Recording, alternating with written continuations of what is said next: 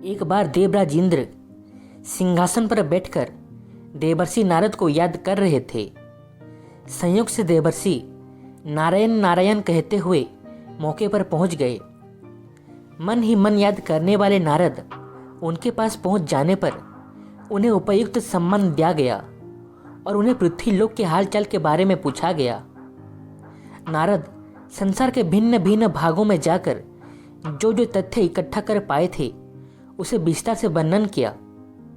दोनों के बीच अच्छे संबंध होने के कारण देवराज इंद्र देवर्षि से अनुरोध किया कि एक दिन इंद्र लोक में रुकें और उनका अतिथि स्वीकार करने का अवसर दें। देवर्षि नारद इस प्रस्ताव को स्वीकार कर लिया। देवराज इंद्र महर्षि जी के प्रसन्नता के लिए नृत्य का आयोजन किया। इंद्र के सभा में मेनका, रंभा, उर्वशी, तिलोत्तमा, बप्पू और प्रमुख अप्सरा उपस्थित थे। हर कोई पहले नृत्य करने के लिए देवराज इंद्र के आदेश का प्रतीक्षा कर रहे थे। देवराज इंद्र देवर्षि को इसकी जिम्मेदारी सौंप दी और कहा, इनमें से जो आपको प्रिय और श्रेष्ठ लगते हैं उन्हें पहले नृत्य करने के लिए आदेश दें। अब देवर्षि घोर संकट में पड़ गए क्योंकि हर एक अप्सरा हर एक से श्रेष्ठ थे और खुद को सर्वश्रेष्ठ प्रमाण करने में सक्षम थे। संकट से बचने के लिए नारद ने कहा, आप में से जो सर्वश्रेष्ठ है वो पहले नृत्य करें। अप्सराओं ने इसका खंडन करते हुए विनम्रता पूर्वक विनती की, देवर्षि हम में से कोई किसी से कम नहीं है, इसलिए इसका निर्णय आप स्वयं लें। इस तरह निर्णय करना संभव नहीं था क्योंकि नारद जी ने अपनी अक्षमता व्यक्त किया और कहा, यह इसका निर्णय संभव नहीं है।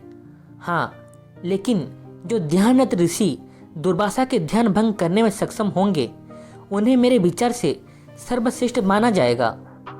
उपस्थित हर अप्सरा ऋषि दुर्वासा के क्रोधित स्वभाव से अवगत थी तो सभी ने इसे अस्वीकार कर दिया, लेकिन बप्पू इस कार्य को करने के लिए आगे बढ़ी। तुरंत ही अप्सरा बप्पू हिमालय में ध्यानरत ऋषि दुर्वासा के पास पहुंच गई और अपनी आकर्षक कला से उनका ध्यान भंग करने को तैयार हो गई। ठीक इस समय पिछले जन्म के संस्कार द्वारा ज्ञान का जागृत हुआ और खुद को नियंत्रित करते हुए इस कार्य से खुद को हटाने में समर्थ हुई। हालांकि बाद में बप्पू के इस दुराचार के बारे में पता चलने पर ऋषि दुर्वासा उन्हें श्राप दिया। श्रेष्ठ पद की लालसा वाली बप्पू दुर्वासा के श्राप से एक पक्षी योनि में जन्म हुई। इसलिए दोस्तों, कभी कभी अपने आप को सर्वश्रेष्ठ प्रमाण करना खुद के लिए हानिकारक होता है।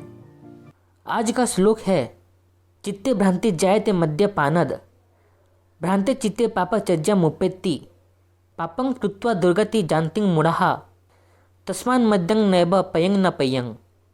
इसका अर्थ यह है कि मद्यपान से मन में भ्रांति पैदा होती है। जब मन में भ्रांति पैदा होती है तो यह पाप की ओर ले जाता है।